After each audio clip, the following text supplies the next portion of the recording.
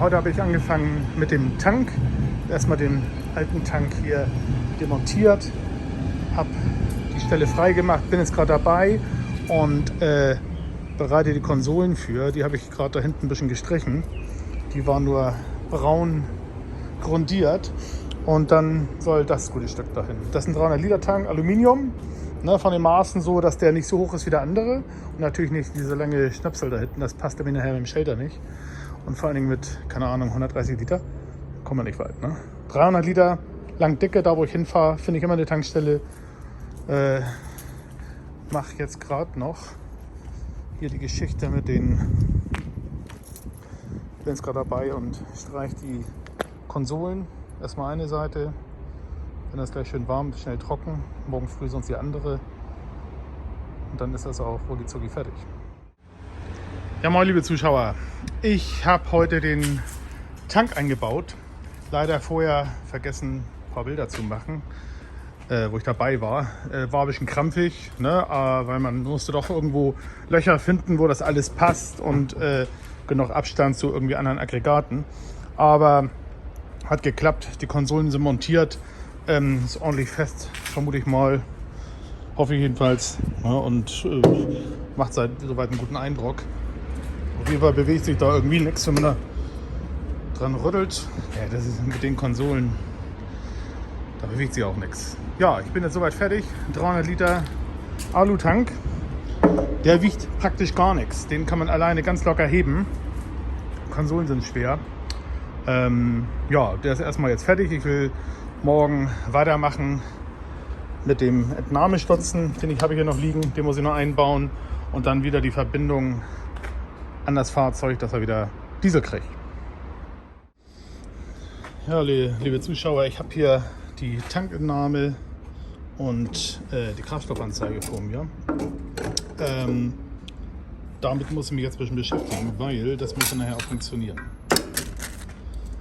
So kommt der ganze Spaß wohl da rein, andersrum wohl nicht. Das passt nicht, ne? Also so.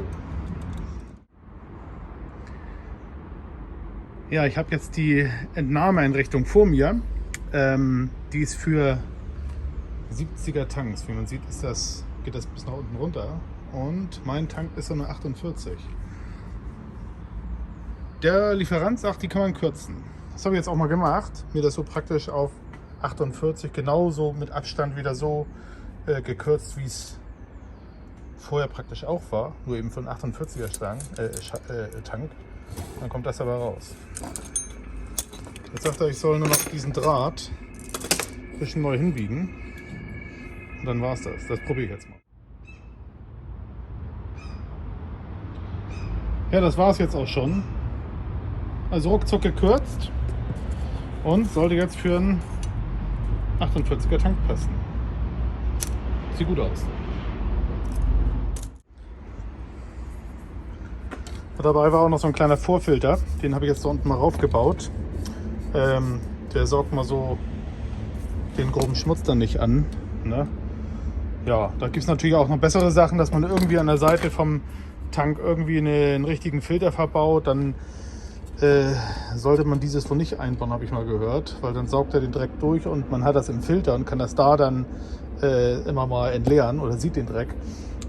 Ich mache es jetzt erstmal so, ganz einfache Art. Ich fahre natürlich auch nicht so in Gegenden, wo es wirklich mit richtig dreckigen Diesel zu rechnen ist. Also ich bleibe hier in Europa, von da ist das für mich nicht so relevant.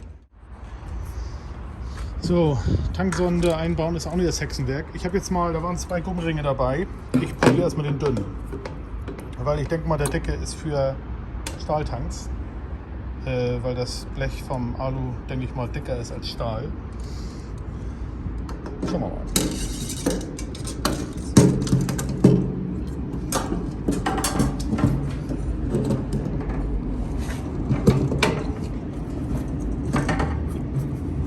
Zack, fest. Man sieht mal nichts.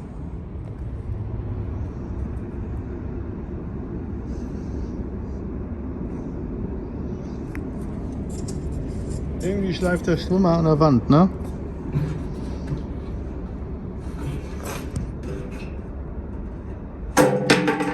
Ja, den muss ich kürzen.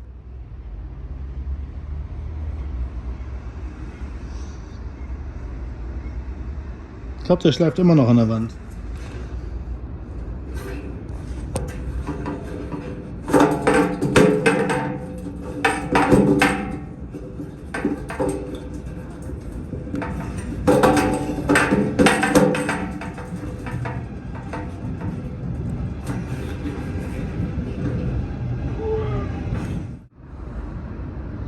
So, jetzt sieht das gut aus. Jetzt kann ich den auch mal testen nachher, ob das dann auch alles so funktioniert.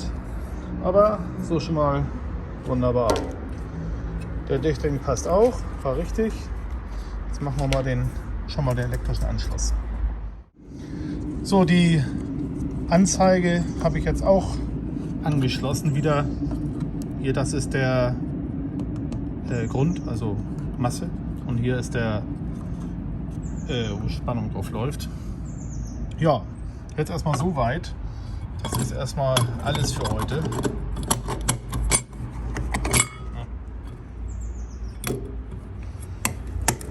Den Rest mache ich morgen.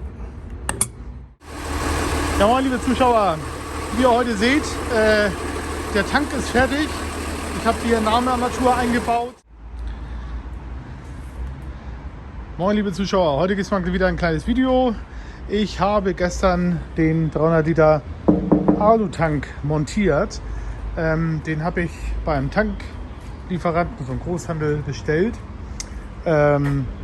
Mit 2 neuen Konsolen, mit einer neuen Tankentnahme und das alles so ein bisschen angepasst, so dass das hier wieder ranpasst, dass es genug Abstand hat, dass das hier hinhaut von der Höhe, wenn das Ding sich verschränkt. Und habe dann auch gleich hier so eine Einrichtung gebaut, dass man da keinen Schlauch reinpacken kann, um mal irgendwie Kraftstoff zu entwenden. Der hat auch drin noch so einen Feinfilter, wenn ich da was reinkippe, dass nicht gleich jeder Kiesel mit reinkommt und Sand.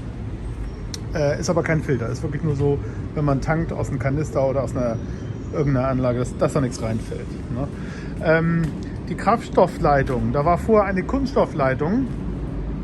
Da kann man natürlich Übergänge zaubern und sonst was. Ich habe einfach gesagt, ich mache es einfach. Ich habe mir eine neue Kraftstoffleitung geholt.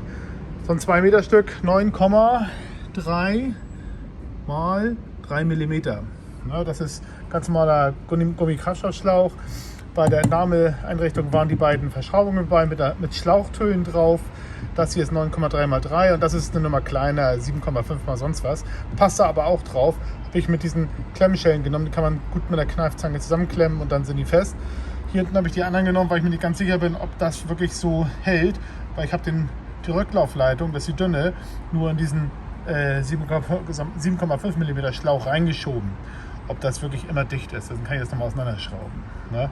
Das werde ich erstmal testen. Also bis jetzt ist dicht. Ich habe einmal Probelauf gestern gemacht. Habe das ist ein 2 Meter Schlauch, einmal hier komplett verlegt.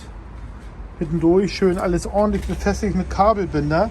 Hier ist noch so eine Stelle, wo natürlich irgendwo mal das ein bisschen Kontakt hat. Da werde ich noch so einen Schutzschlauch rumbauen.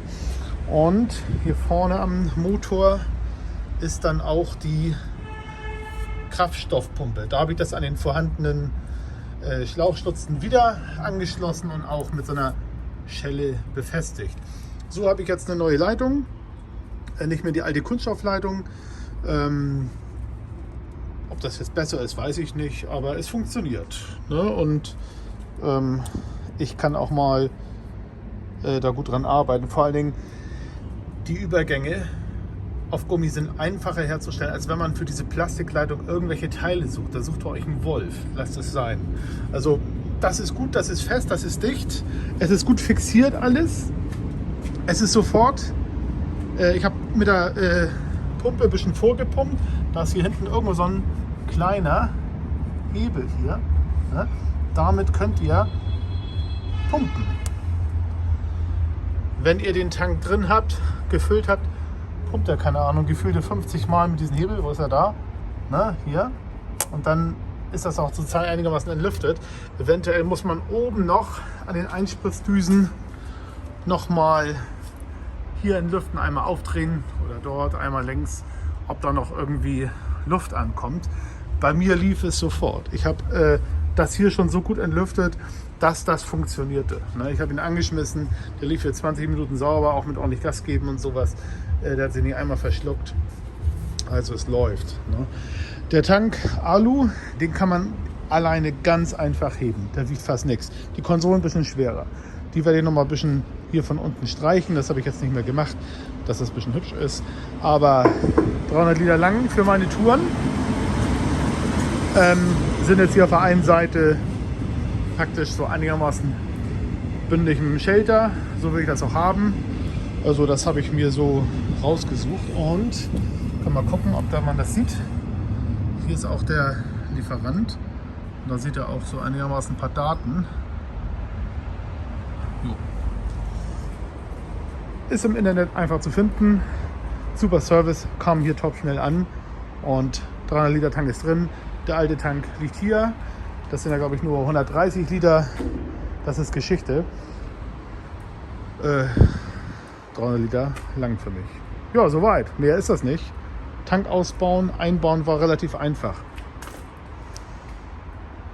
Ja, sagen, wenn euch das interessiert, die Themen hier zum 9016, zum Iveco Magirus 9016, schaut gerne wieder rein auf meinem Kanal, hinterlasst gerne mal einen Daumen nach oben, abonniert auf jeden Fall den Kanal, denn je mehr Leute das schauen, desto schneller wird es wahrscheinlich verbreitet und einige Leute können sich hier die Ideen holen, wie ich das baue. Ne? Ob man das dann selbst macht oder wie auch immer. Ne? Man kann aber schon mal schauen, wie sieht es hier aus. Ich wünsche euch ein schönes Wochenende und schaut wieder rein.